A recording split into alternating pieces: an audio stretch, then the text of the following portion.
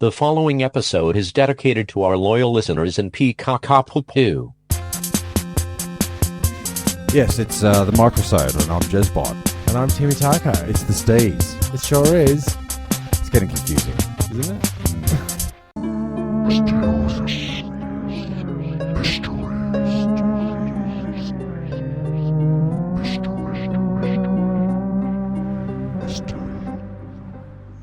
This one brings it back home, back to Victoria. Ah, Yeah. okay. Yeah. Playgrounds. We haven't done this one before. It's the old black cat, All right, okay. the panther. Yeah. It's always being spotted, or is it? Yes. Yes, it is. Or is it? Well, have you ever seen a big cat in the Australian wild? Not just an oversized house cat, but a panther, a lion, or a tiger? If you have, or at least you think you have, you're not alone. Yeah, you are one of many unlucky people that have mental problems. Rudolph Bernstein will help you with that. Yeah, that's right. In central Victoria town of Lancefield. Lancefield? Where the fuck is Lancefield? Yeah. That's another That's story a whole for other another story, time. yeah. It's not hard to spot a big cat. Right in the centre of the main street, the hulking frame of a jet black panther stands ready to pounce. Cast in steel, the statue appears mysteriously in the middle of the night, 2015. Maybe by an anonymous artist. It stands as a monument to all the rumoured local sightings of big cats over the past 30 years. There've been many. Now, I think it's a lot of it's got a lot to do with, like, we keep getting more tales when the news slows down just a slight bit, and we start getting mystery stories and feel good stories and throwing a black cat once a cat month, sighting or once a year. like call it out. I was fishing and I saw it on the other side of the bank. It was massive, man. Well, the last time that we had a guy, and he had video footage, and the news commentators absolutely ripped the shit out of this guy. They tore him up. Yeah, they tore him up, and he was just Yeah. like, this is the footage. It's a big bloody black cat. So, But I can see why people would be questioning it, because we've got them drop bears, you see. the drop bears, yeah. And all of our sort of creatures that are sort of like, oh, everything's so scary in Australia. So it's hard. It's hard to believe, but many sightings.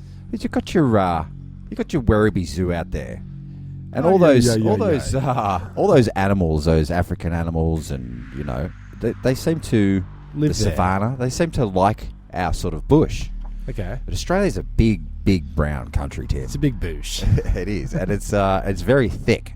The forests are thick. Yeah. So if you're a black cat, it's the perfect opportunity to prey on smaller marsupials with no fight in them. No defences, yeah. Yeah. I can see it happening, man. Yeah. There's a lot of space out there. If you've seen a black cat, keep it to yourself. Yeah, that's right. You're insane. You'll be ridiculed. And now a reading from Jezbot's diary, Saturday the 29th of January, 1994. Just dropped the mic. Got up at the same time as the rest of the holidays and sat on my ass doing nothing. Then at about 6 we left to go to the Sky Show. We didn't see any of it, well, 3 minutes of it, so I was cut. Then we lost Tim and Vanessa in the city. Then we came back to Oakley. Then Cam and Michelle and I went to Matt's 18th. Then we went back to Cam's house and had a swim. What was the... I got really pissed. Oh, you got really pissed. Yeah. What was the air show? I don't remember ever going Sky to Show, that. I think fireworks. I don't think you were invited, Tim. Oh, okay. Oh, no, you were there. You were there. Sorry. Oh, yeah, but you lost me. What did you ever find me? Is a question. You might have lashed on us. Okay. I might have ghosted. Yes. You guys are particularly slow walkers, I've got to say. Traditionally slow walkers, yeah. And then in a crowd, you can't do it. We need a leash. Yeah, you really draw the line with slow walkers. That is the line in the sand. Come on, pick it up. We've got the shit to do. Life's just waiting to be walked upon, I guess. Yeah, so walk faster. Now that Jerry the German has lowered his flags and is running with his devil's tail between his legs, we can celebrate with a Dr. Beechworth tonic or two. That's right, chaps. Dr. Beechworth is good for what ails you, from that pesky shell shock or reliving the murderous rampage of trench warfare. Dr. Beechworth tonic will set you straight. So put it all behind you, boys, and carry on with a daily helping of Dr. Beechworth's tonic. The Association of Non-Research and Irresponsible Practices approves and highly recommends Dr. Beechworth's tonic. Yeah, so welcome to the escape post.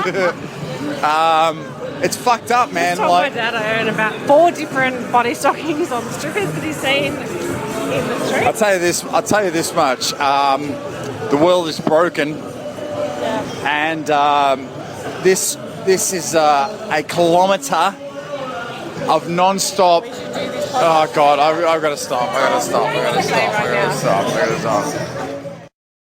Yeah, so I'm fairly sure one of the major trades here is punani.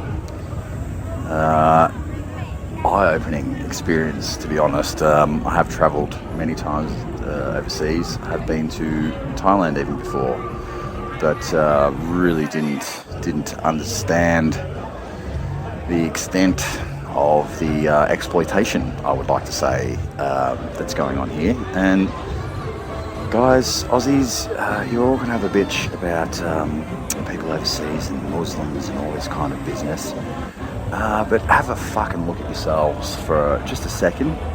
And if you are coming over here to have sex with underage women, you're a piece of shit. Practice picking up at home. If you can't do that, maybe, you know what, just try to talk to a woman at home first. Woo a woman. Maybe take her out for dinner every once in a while. Brush your teeth. Maybe do some push-ups. Put a shirt on. You know, brush your hair even. And it might not be so hard to pick up. Men are fucking scumbags. Let's start thinking about all the fish we're taking out of the ocean. Tit for tat. Sharks have got maybe 15, 20 people this year, and I'm sure that we're winning the war. I mean, dolphins may be jackasses, but we're putting so much plastic in the ocean, I'm sure we're beating them too. If God is real, it definitely gave us chickens to do what we want with. I would be screwed without chicken. Eggs, chicken meat, feathers. Chickens are losing. Humans are winning. Yeah, people are bad. The world is fucking broken. And there is no hope for us. And I can't wait for the apocalypse to really sort us all out. We will be judged. We will be judged. We will be sorted out in the end. We are a cancer on this earth, and there is no future. Everyone here is very, very polite. If you walk around as a couple, you will not get harassed whatsoever. But if you are a single person, you will get picked up. It's a guarantee. And just on that, if you are going to try to come here on a sex holiday, let's just try to keep it within age appropriate. What's that? Age appropriate, you fucking old fuckers. Fat old cunts picking up. Sorry, I said cunts. Yeah. That's fat old bastards picking up bloody 20-year-olds. Not cool. Not cool. Try to go within 20 kilograms. I think what Cass is trying to say 15 years of your own age. 15 years. Let's just try to keep it age appropriate and weight appropriate. Yeah. Australians need to lose some weight. I'll give you that much.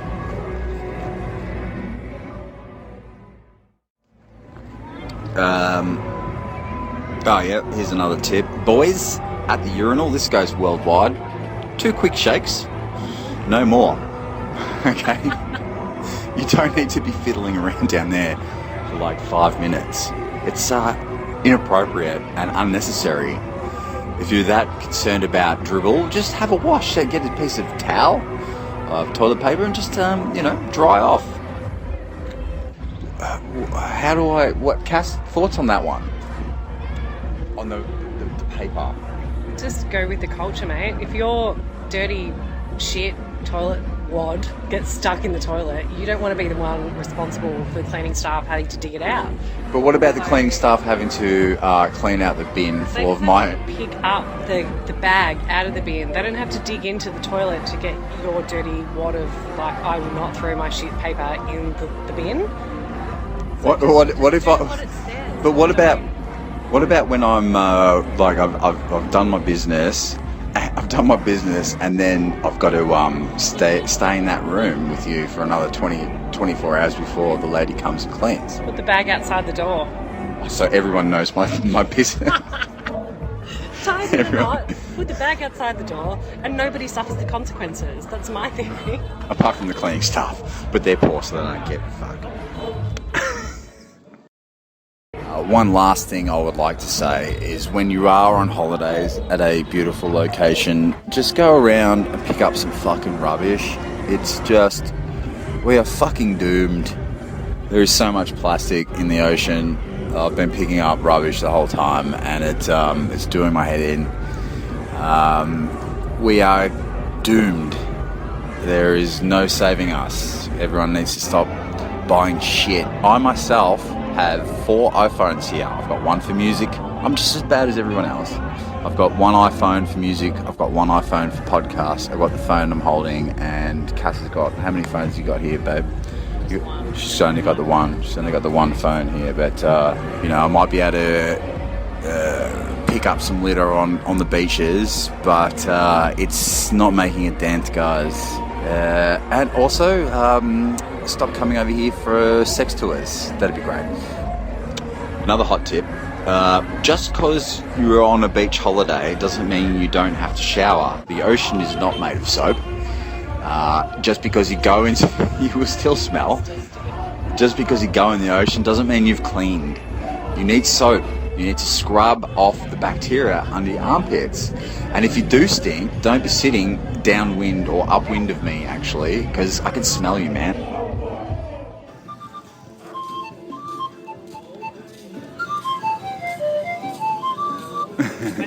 Hey, man.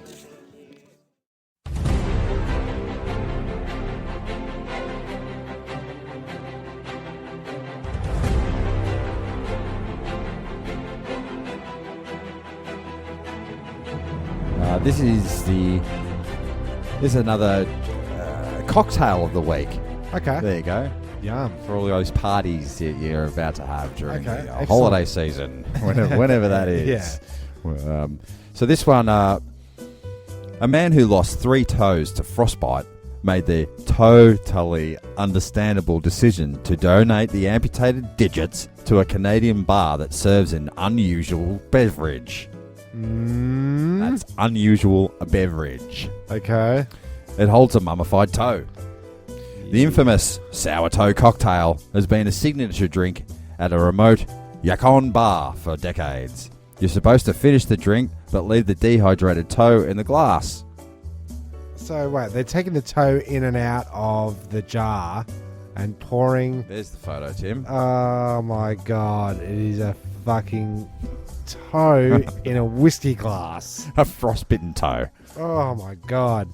So, does that like leach into the grog? Like, how does this work? Why are they doing it? Is that doing cannibalism?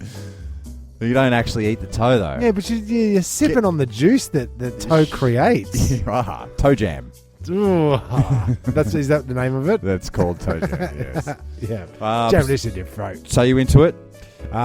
Totally not into it. Because I saw you wince when you had the Chinese rice wine shot at Chinese New Year. Yeah, that was pretty strong stuff. But that's as far as you'll go with shots. 57 proof. Is probably my... enough. Yeah, it's probably enough for the job. I don't know if I need to stick a toe in it to make it any... so no garnish. So how many dirty glasses has that been in? And how many glasses are dirty by that toe at that pub? I think you need to throw the glass away after a punter's used it. Ugh. You'd think so. That's crook. Well, Tim, that's about it for another week. Sure is. Yeah, will you join us next week for another episode? Don't think I've got much choice. Hopefully you will out there. Got Jude Pearl to give us a couple of songs at the end of these little STEEZ episodes. You can check her out on YouTube. Just type in Jude Pearl, P-E-R-L, and you can check out some of her other stuff. But I'm Jezbot. I'm Timmy Taco.